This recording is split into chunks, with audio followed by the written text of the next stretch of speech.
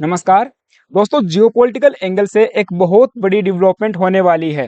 जल्द ही यूएस के president Joe Biden आपको भारत नजर आएंगे क्वेड समिट को अटेंड करते हुए। यहाँ पे न्यूज आप देख पाओगे, बिजनेस स्टैंडर्ड की ये न्यूज है। Biden committed to attend annual Quad summit in India, says White House. White House के national security communications adviser John Kirby ने यह जानकारी लीक की है। इन्होंने बताया यूएस के president Joe Biden is still committed to attending the annual leadership summit of the Quad, जो कि इस साल इंडिया में शेड्यूल्ड है। इन्होंने कहा वी आर स्टिल कमिटेड, हम अमेरिकन बहुत ज्यादा प्रतिबद्ध है to there being a Quad leader summit this year, जो कि इंडिया में होने वाला है। लेकिन अभी तक कैलेंडर के ऊपर कोई भी तारीख निर्धारित नहीं की गई है। अब आप कहोगे कि इतनी बड़ी डेवलपमेंट अचानक कैसे, क्योंकि कल तक तो पीएम मोदी की रसिया विजिट को लेकर अमेरिकन काफी फ्रस्ट्रेटेड एंड डेस्परेट फील कर रहे थे। आज ये कह रहे हैं कि हम लोग काफी कमिटेड हैं इंडिया में आने के लिए, क्वेड समिट को अटेंड करने के लिए। तो देखिए, इसके पीछे का सीधा सा रीजन है यूएस में होने वाले इलेक्शन। क्योंकि आपको पता है जो Biden is not running for री इलेक्शंस। उन्होंने प्रेसिडेंशियल रेस से अपने पैर पीछे कर लिए हैं और अपने स्थान पे कमला हैरिस को लाके खड़ा कर दिया है, जो कि इस समय वहां की वाइस प्रेसिडेंट हैं डेमोक्रेटिक पार्टी से। तो किर्बी का भी कहना है कि देखिए, कोई भी एक व्यक्ति ये एक्सपेक्ट कर सकता है there will be opportunities for Joe Biden on the calendar that may not have been before. अब जो बाइडेन उन अपॉर्चुनिटीज को तलाशते हुए नजर आएंगे जो आज से पहले सरकारी कैलेंडर पे नहीं थी। और इसीलिए जॉन किर्बी आगे बताते हैं, इसीलिए हम सभी इस बात की खोज कर रहे हैं कि यहाँ यानी कि अमेरिका में और दुनिया भर में उनकी विदेश नीति के एजेंडे और राष्ट्रीय सुरक्षा के अवसरों को आगे बढ़ाने के संदर्भ में वे अवसर क्या क्या जो है दिख सकते हैं, कौन कौन से नई अपॉर्चुनिटीज को तलाश किया जा सकता है। लेकिन मेरे पास अभी बोलने के लिए कुछ कार्यक्रम नहीं है, क्योंकि इवेंट्स का अभी तक शेड्यूल तैयार नहीं किया गया है। लेकिन देखते रहिए, स्टे ट्यून। आगे कहते हैं कि मुझे लगता है कि कुछ अवसर ऐसे होंगे जिन्हें राष्ट्रपति तलाशना चाहेंगे, क्योंकि जियोपॉलिटिकल एंगल से भी और अमेरिकन पर्सपेक्टिव से भी जो बाइडेन कुछ बड़े और अहम फैसले लेते हुए नजर आएंगे, जिससे दुनिया को ये लगे कि अरे वाह, प्रेसिडेंट तो जो बाइडेन थे, बाकी तो सब पानी पानी है। देखिए कितने अहम फैसले इनके द्वारा जो लिए गए हैं। अब जैसे कि इन्होंने बताया, हमारे पास अभी भी यूक्रेन में युद्ध है, यूक्रेन रसिया कॉन्फ्लिक्ट चल ही रहा है। तो हो सकता है यूक्रेन को भारी भरकम पैकेज यहाँ पे अनाउंस किया जाए, जैसा कि इन्होंने पाकिस्तान के लिए किया था। और फिर गाजा में भी जो है कि युद्ध चल रहा है, तो यहाँ पे पैलेस्टीनियंस और जो इजराइल के बीच में कॉन्फ्लिक्ट चल रहा है, तो इजराइल के स्पोर्ट में भी कुछ ना कुछ यहाँ पे अनाउंस हो सकता है। इसके अलावा जलवायु परिवर्तन से निपटना है।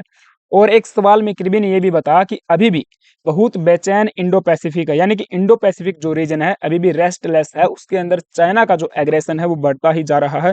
चाइना की जो एक्सपेंशनिज्म पॉलिसी है उसको अभी भी हम काउंटर नहीं कर पाए हैं। तो क्वेड की जो अहमियत है वो न केवल इंडिया बल्कि यूएस भी भली भांति समझता है, क्योंकि हमें एक free and open Indo Pacific चाहिए। इस पूरे रीजन में फ्रीली ट्रेड हो सके और जो है इस रीजन को ओपन रखा जाए। अब क्वेड आपको पता है क्वेडिलेटरल सिक्योरिटी डायलॉग है।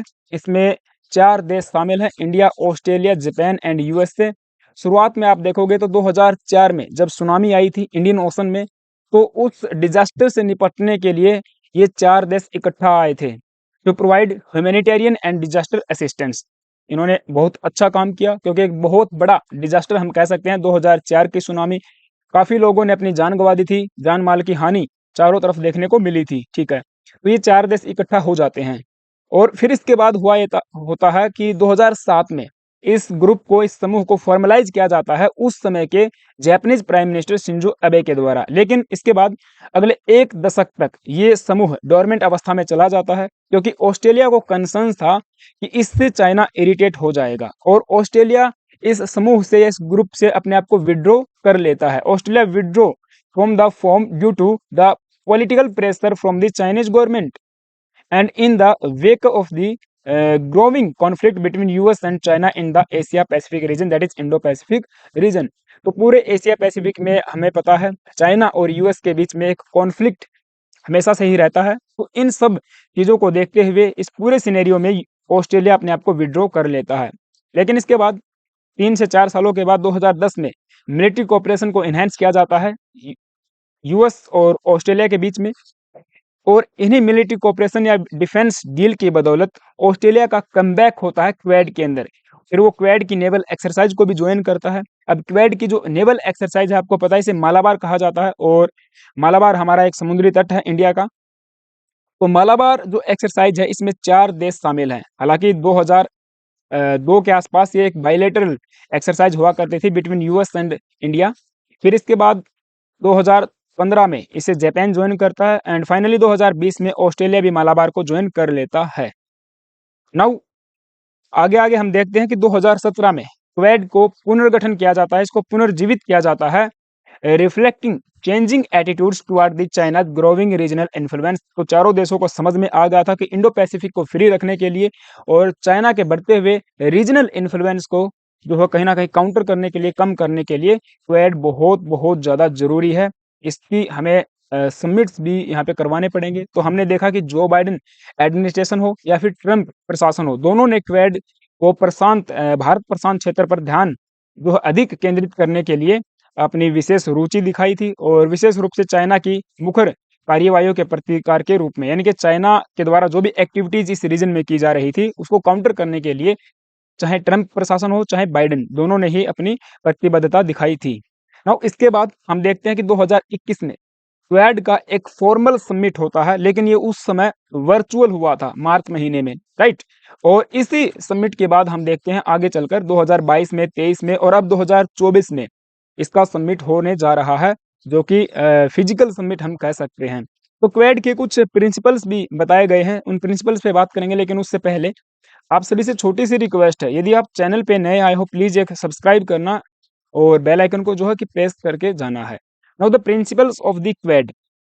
फर्स्ट ऑफ ऑल, पहला प्रिंसिपल बताया जाता है to keep the strategic sea routes in the Indo Pacific free of any military और पॉलिटिकल इन्फ्लुएंस। यानी कि चाइना जो अपनी मिलिट्री और पॉलिटिकल इन्फ्लुएंस इस रीजन में बढ़ा रहा है उसको हमें काउंटर करना है, उससे फ्री करवाना है।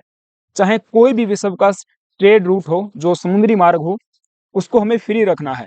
ठीक, अब हमारे पास बहुत सारे समुद्री मार्ग है जहां से व्यापार होता है, लेकिन अभी करंट सिनेरियो जो चल रहा है, जो कॉन्फ्लिक्ट्स हर रीजन में देखने को मिल रहे हैं, उनकी वजह से वो प्रभावित हो रहे हैं। तो दुनिया भर का व्यापार भी इससे प्रभावित हो रहा है। ठीक है, इधर इंडो पैसिफिक में चाइना अपनी प्रेजेंस को बढ़ा रहा है। तो इन चीज़ों को काउंटर करना पहला प्रिंसिपल है। Now it is basically seen as a strategy grouping to reduce Chinese dominance. तो चाइना का डोमिनेंस यानी कि कम करना है, बिल्कुल ये सेकंड इसका प्रिंसिपल रहेगा। And to be secure a rules based global order.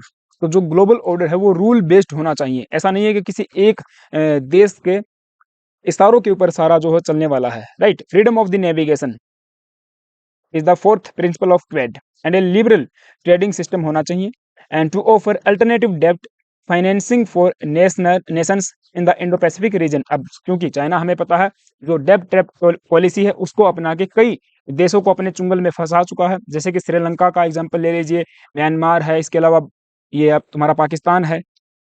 ठीक है, ये सब फंस चुके हैं चाइना के जाल में। इनको नहीं पता है कि किस इंटरेस्ट पे चाइना आपको लोन दे रहा है, वापस कब करना है, कैसे करना है। नहीं, अगर लोन आप चुका पा रहे हो तो एक जमीन का हिस्सा जो है पाकिस्तान आपका कब्जा लेगा, जैसे कि हम्बन टोटा के साथ में हुआ था। तो ये सारी चीजें हमें काउंटर करनी है, इसीलिए क्वेड की ग्रुपिंग जो हुई थी। ठीक है, अभी समिट इंडिया में होगा, इंडिया 2024 में इसको होस्ट करता हुआ नजर आएगा, और इसकी जो जानकारी है ऑफिशियल तरीके से तो बाहर नहीं आई है, लेकिन मीडिया रिपोर्ट्स की माने तो भारत क्वेड समिट 2024 की मेजबानी जो है करने वाला है, और इसके लिए जो क्वेड लीडर्स हैं उनको न्योता भेजा जा चुका है।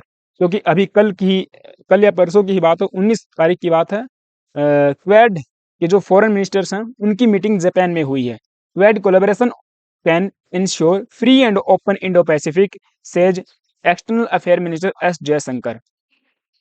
और इस मीटिंग में बेसिकली आपको बताऊं, हमारे विदेश मंत्री ने अमेरिका को भी लताड़ लगाई है पीएम मोदी की रसिया विजिट को लेकर, कि आप की जो स्टेटमेंट्स आई थी वो गैर जिम्मेदाराना है। ठीक है, नाउ इन्होंने एक ज्वाइंट स्टेटमेंट भी यहाँ पे रिलीज की है, आप देख पाओगे।